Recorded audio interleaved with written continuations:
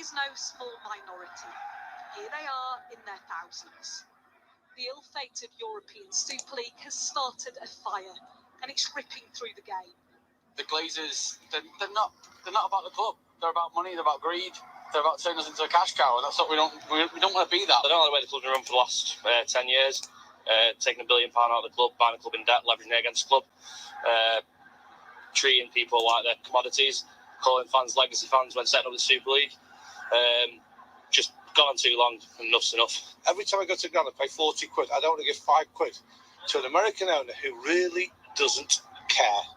These Hi there, welcome to Marble Halls TV, and I wanted to play that to give some, well, not context. Everyone knows United fans don't like the Glazers, and they have perfectly valid, totally valid reasons not to like the Glazers.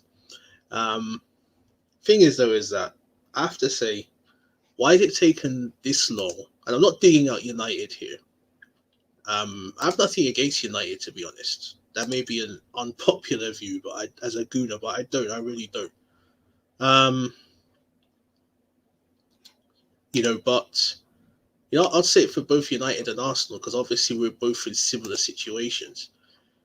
The Super League should not have been really the straw that has broken the camel's back in terms of them getting us feeling motivated on a large scale, en masse, to go and protest these motherfuckers. It should not have been that. And I think, when you look at the anti-ESL protests that happened for all the big six, the Man United one, the Arsenal one, and possibly the Liverpool one were the most. I know a lot of people turned out against Chelsea, but that was more to protest.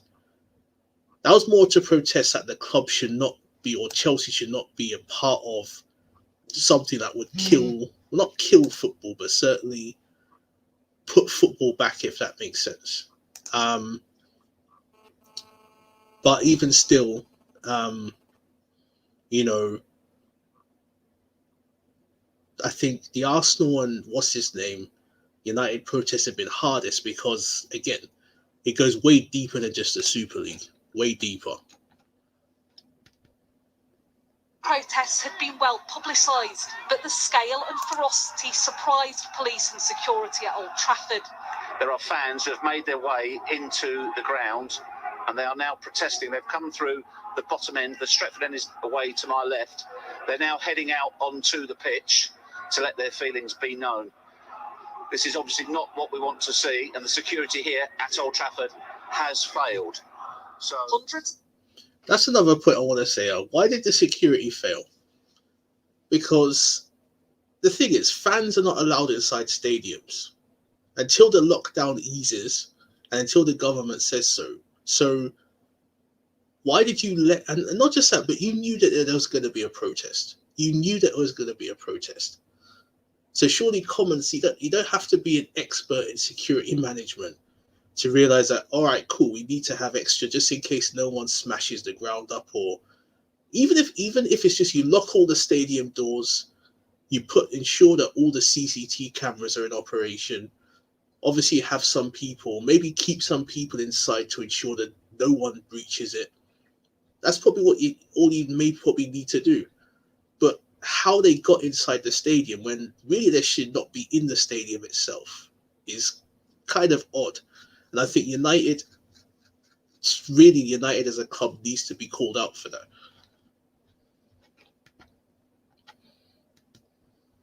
The fans breaching a cordon around the ground just hours before Manchester United were due to play Liverpool in a pivotal Premier League fixture.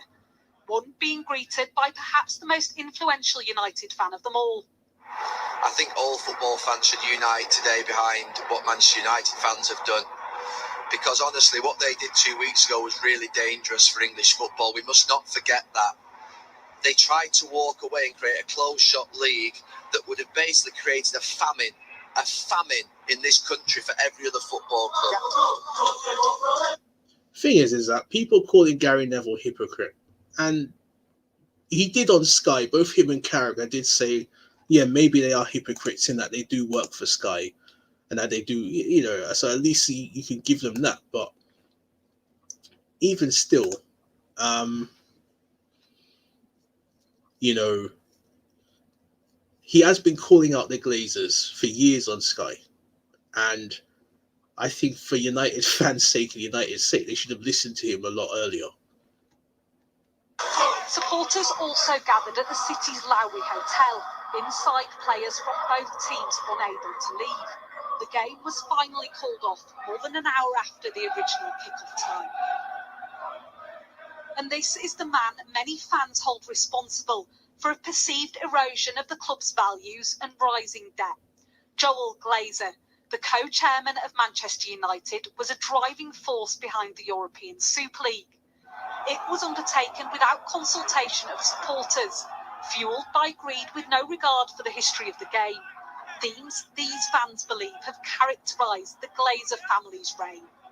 But others believe the protests are both misguided and pointless. I think it's born out of Man United not being top dogs as much as what happened last week.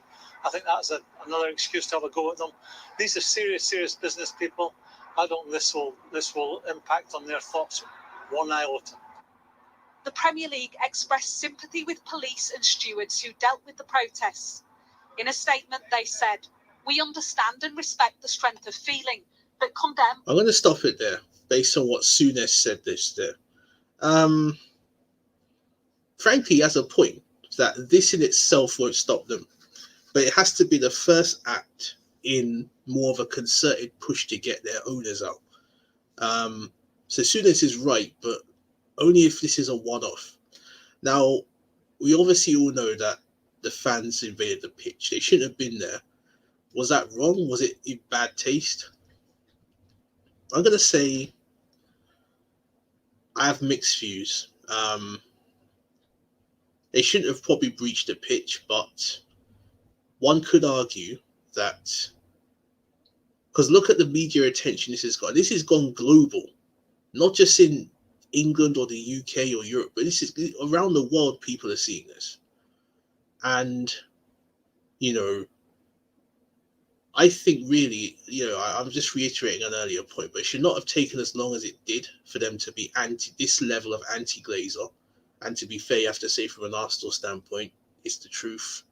It shouldn't have taken this long for us to realise Kroenke's the issue for us. But I just think, sometimes in life, to get what you want, you have to up the ante. You have to make it count, as it were.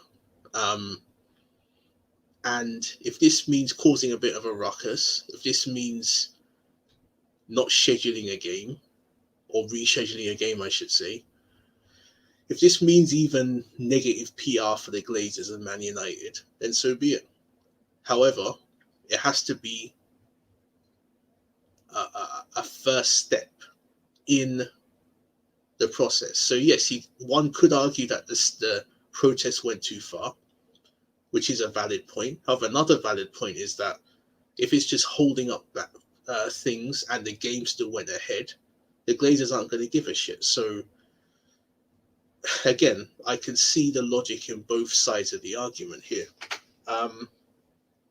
There's talk that a steward got injured, a police officer got injured, plus a Sky camera. Personally, I don't condone that because it's still property. The corner flag, yes, you are technically uprooting property, but it's not gonna cause any serious damage, or I don't think so. So,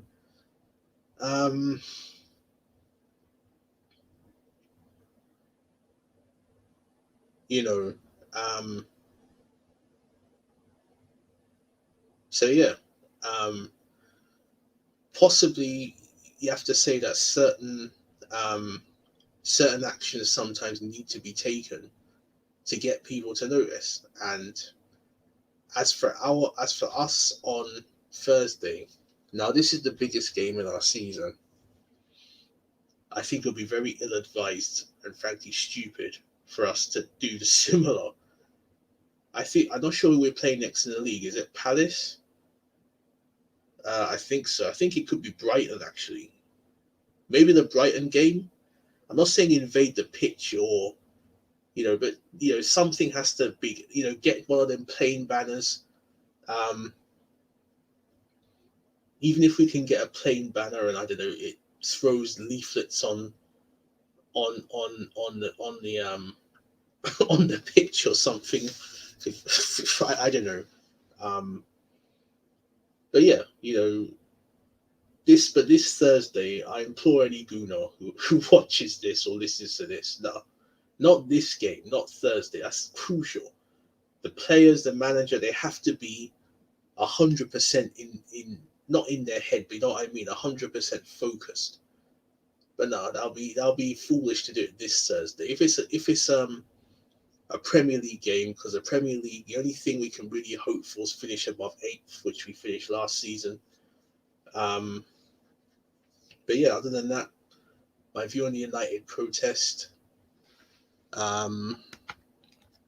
know what? I'll finish the video or finish the playback and then I'll give my roundup. All acts of violence, criminal damage and trespass, especially given the associated COVID-19 breaches.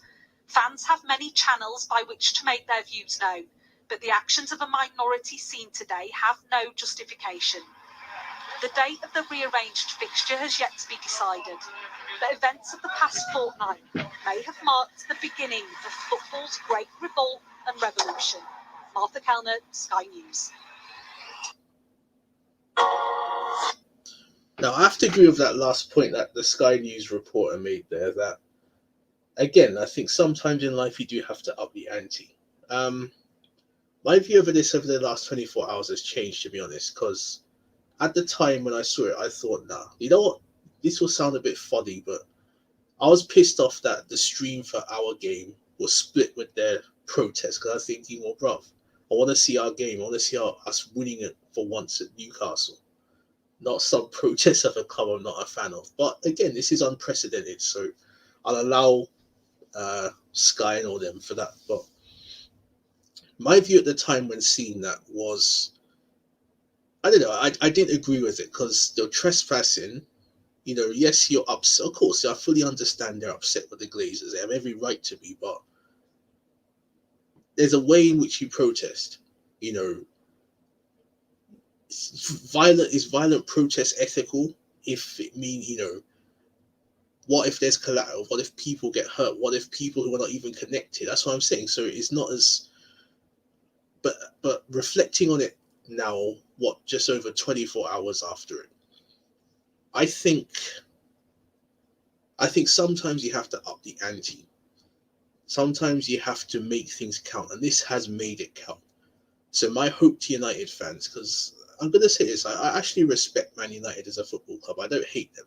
I know there was the Wenger Fergie thing, but Vieira, Kino, and all that, and Henri Van Nistelrooy, that was never really as big a thing as Vieira, Keane. But they obviously were the two best strikers in the Premier League at the time. Even though Henri was miles better, but that's by the by for the point here. I reckon, yeah, United's a great club with a great history, so I don't hate them. But if there's a message here to United fans, this should be the first step in getting out your, frankly, wastemen owners. So the new Adidas kit that you're going to get for next season, both home and away, I'd imagine, don't buy it.